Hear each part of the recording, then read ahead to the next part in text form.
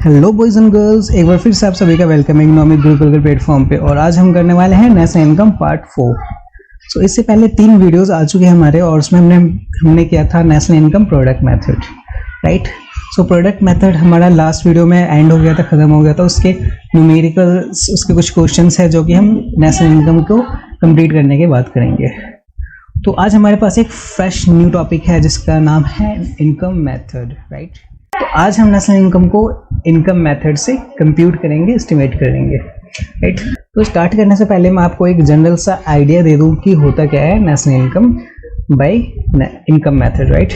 So income यानी नाम से बहुत ही क्लियर है कि जितने भी लोग हमारे कंट्री के अंदर रह रहे हैं उन सभी का जो इनकम है उन सभी का हम सम टोटल करते हैं, तो हमारा क्या आ जाएगा, नेशनल इनकम। ये एक बेसिक सा आप एक आइडिया लगा सकते हो, राइट। तो देखते हैं अभी डेफिनेशन क्या है हमारा नेशनल इनकम का। So the sum total of all the factor income earn by the normal resident of India in one accounting year, right. तो सो वन अकाउंटिंग ईयर के अंदर जितने भी हमारे कंट्री के नॉर्मल रेजिडेंट्स है, यानी हमारे कंट्री में जो भी लोग रह रहे हैं उन सभी का नहीं, जो सिर्फ नॉर्मल रेजिडेंट रह रहे हैं जो है हमारे कंट्री के अंदर, ठीक है, उन सभी का फैक्टर इनकम, यानी हर एक टाइप का इनकम नहीं, सिर्फ फैक्टर इनकम का सम टोटल, राइट। यानी हमारे कंट्री के अंदर एक अकाउंटिंग ईयर में जो भी नॉर्मल रेजिडेंट्स हैं उन सभी का जो फैक्टर इनकम है उन सभी का सम टोटल क्या हो जाएगा, national income, right. So definition बहुत सिंपल था, बहुत आसान था।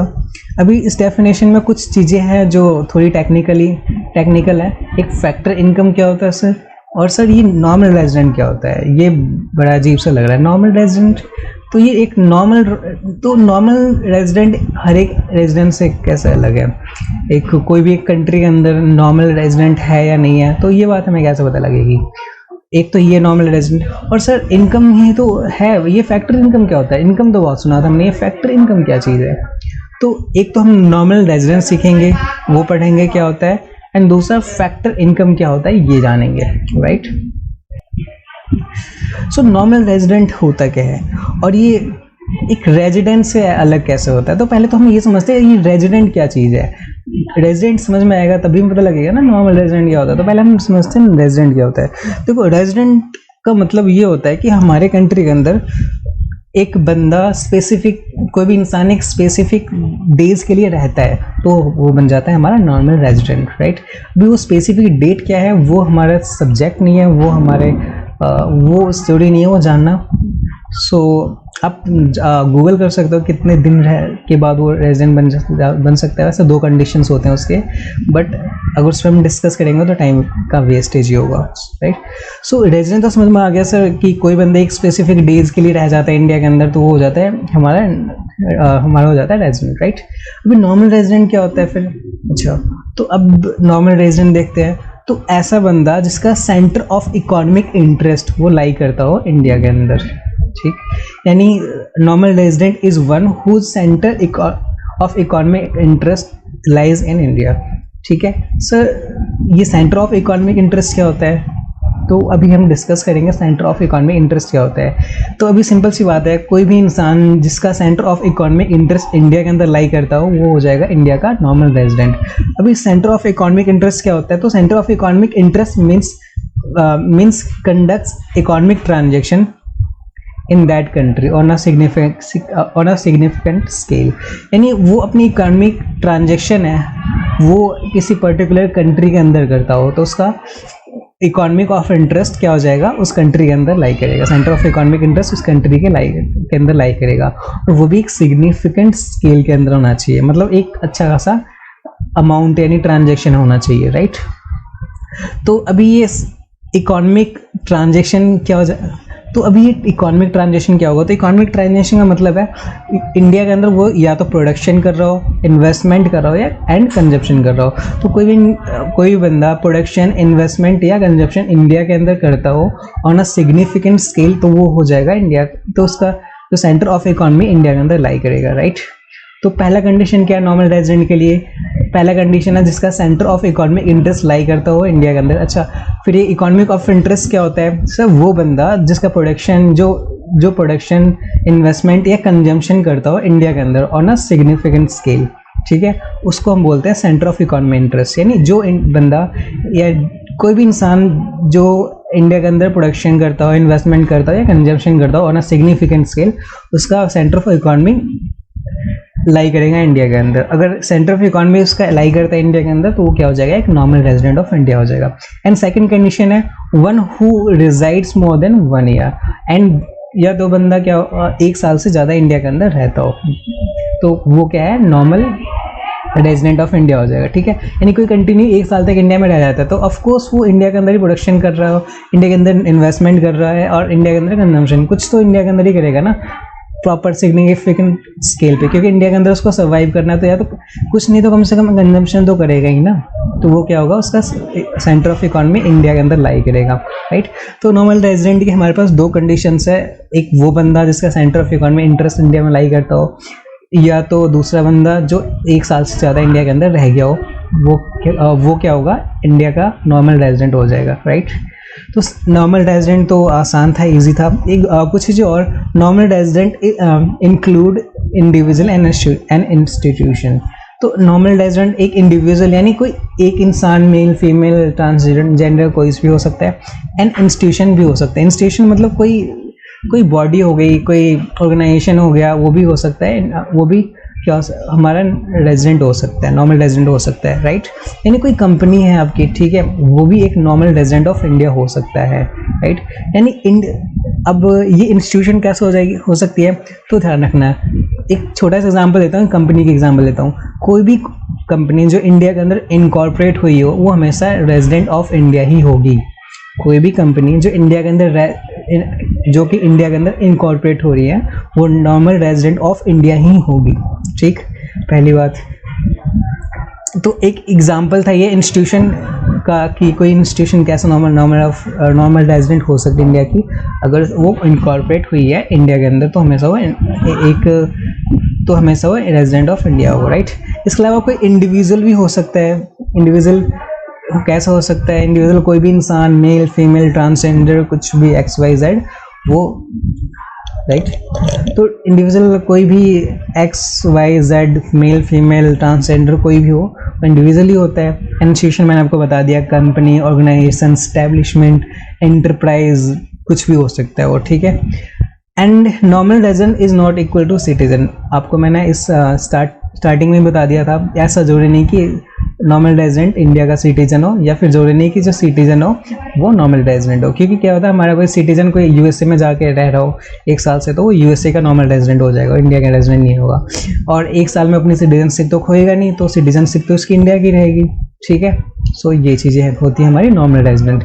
अच्छा, अगर नॉर्मल रेजिडेंट ये है तो ऐसे कौन से लोग हैं जो, अच्छा, तो नॉर्मल रेजिडेंट तो समझ में आ गया। अच्छा सर, फिर ये बताओ आप, ऐसे कौन से लोग हैं जो इंडिया का नॉर्मल रेजिडेंट नहीं है, इवन वो इन कंडीशंस को फुलफिल कर दे, राइट।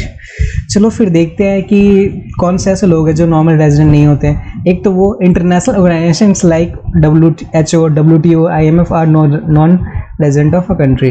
देखो, अब वर्ल्ड हेल्थ ऑर्गेनाइजेशन है, वर्ल्ड ट्रेड ऑर्गेनाइजेशन है, इंटरनेशनल मॉनेटरी फंड है, ये सारी जो ऑर्गेनाइजेशन है वो क्या है, इंटरनेशनल ऑर्गेनाइजेशन है, राइट। ये किसी कंट्री को बिलोंग नहीं करते, ये पूरे दुनिया के लिए होता है। This organisation belongs to the whole world, not a particular country, right.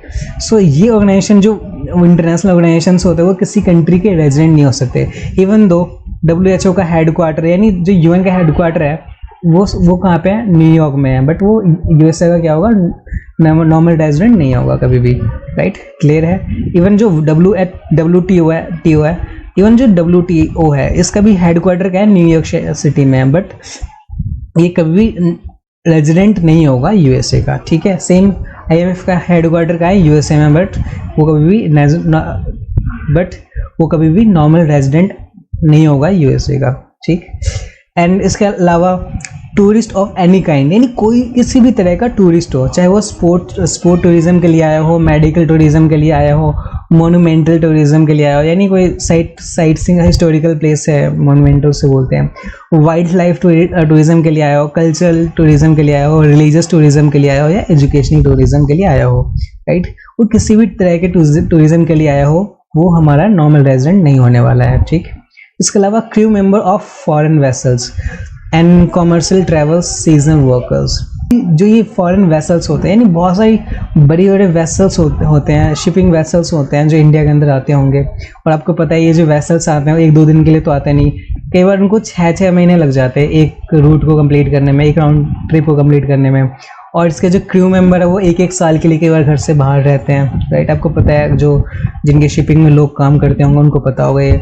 तो ये क्या हो जाता है, अगर सपोज कोई फॉरेन वेसल्स है यूएसए का, ठीक है, और इसके अंदर जितने भी क्रू मेंबर्स है वो फॉरेनर है, यूएसए के ही है, तो कभी भी इंडिया के रेजिडेंट नहीं होंगे, चाहे वो कितने भी दिन रह गए हो।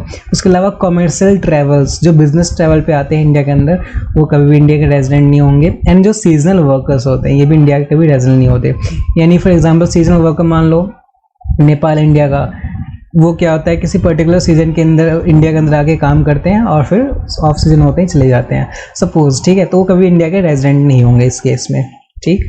इसके अलावा foreigners who visit as an employee of a non resident enterprise to install machinery और अदर पर्पसेस, तो कोई फॉरेनर हो जो कि इंडिया के अंदर विजिट कर रहा हो एज एन एम्प्लॉय, यानी सपोज XYZ कंपनी है, ठीक है, XYZ क्यों, आप मान लो कोई एक कंपनी है माइक्रोसॉफ्ट, ठीक है, वो इस इंडिया के अंदर है, तो उसके जो एम्प्लॉयज़ हैं जो यूएसए के अंदर है सपोज, वो आके विजिट करता है इंडियन ब्रांच में, ठीक है, किसी पर्टिकुलर चीज़ को करने के लिए, यानी किसी पर्टिकुलर सॉफ्टवेयर को डेवलप करने के लिए, यानी या फिर मशीनरी को इंस्टॉल करने के लिए, ठीक है, या किसी और पर्पज़ से आया हो, ठीक है, यानी मशीनरी इंस्टॉल करने, सॉफ्टवेयर डेवलप करने या किसी और पर्पज़ से, तो कभी भी इंडिया का रेजिडेंट नहीं होगा।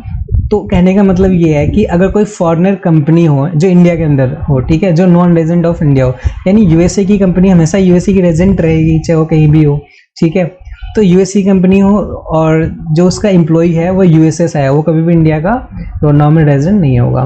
क्लियर है। इसके अलावा border workers who daily crosses the border are the resident of a country they belongs to, तो ये कह रहा है जो बॉर्डर वर्कर्स होते हैं, ठीक है, वो डेली क्रॉस करते हैं बॉर्डर्स को। For example India, Bhutan and India और नेपाल का बॉर्डर बिल्कुल ओपन है, तो क्या होता होगा, कुछ ऐसे लोग होते होंगे जो डेली बेसिस पे बॉर्डर को क्रॉस करके काम करने आते होंगे, ठीक है, या फिर इंडिया के लोग नेपाल या भूटान जाते होंगे काम करने के लिए बॉर्डर एरिया के, तो वो उसी कंट्री के हमेशा रेजिडेंट माने जाएंगे जिस कंट्री से वो बिलोंग करते हैं, ठीक है। ऐसे अगर आप कैलकुलेट करने पे लग जाओ तो पता लगेगा वो साल भर जॉब करता है, तो पता लगेगा वो 1 साल से ज़्यादा पर दूसरे कंट्री में रहो, लेकिन वो डेली आता जाता है, ठीक है। तो ऐसे जो बॉर्डर वर्कर्स हैं जो डेली बेसिस पे बॉर्डर को क्रॉस करते हैं, वो हमेशा उसी कंट्री के रेजिडेंट माने जाएंगे जिससे वो बिलोंग करते हैं, राइट। तो आई थिंक ये 4-5 पॉइंट्स क्लियर है। एक फाइनल पॉइंट हमारा, official diplomats member of arm forces of a foreign country are resident of a country they belongs to. अब अभी क्या है, ऑफिशियल्स हैं यानी गवर्नमेंट ऑफिशियल्स हैं, डिप्लोमेट्स हैं, जो इंडियन डिप्लोमेट होगा किसी और कंट्री में होगा, या किसी और कंट्री का डिप्लोमेट है वो इंडिया में होगा, या मेंबर्स ऑफ आर्म फोर्सेस, यानी आर्म फोर्सेस आपको पता है कि मिलिट्री एक्सरसाइज चलती रहती है, दूसरे कंट्री में जाना पड़ता है, या किसी और कंट्री के डिफेंस पर्सन को इंडिया के अंदर आना पड़ता है, रेजिडेंसी के अंदर आना पड़ता है मिलिट्री एक्सरसाइज के लिए, राइट। तो वो हमेशा जो लोग हैं हमेशा अपने ही कंट्री के रेजिडेंट माने जाएंगे, वो किसी और कंट्री के नहीं, चाहे कितने टाइम के लिए रह रहा हो, राइट। यानी जो इंडियन ऑफिशियल्स हैं, इंडियन डिप्लोमेट्स हैं, Indian member of Indian arm forces है, वो सारे के सारे क्या हैं, इंडिया के रेजिडेंट ही होंगे, चाहे वो किसी भी कंट्री में विजिट कर रहे हो, राइट। तो ये हमारा था आज का topic, normal resident. I think बहुत ईजी था एंड आपको समझ में आया होगा। तो ये था हमारा आज का video and thank you for watching till the end. And अगर आपको पसंद आया हो तो इसको लाइक करना, शेयर करना, सब्सक्राइब करना। यार आपका like, comment and subscribe he motivate करता है, right. So thank you for watching this, have a nice time.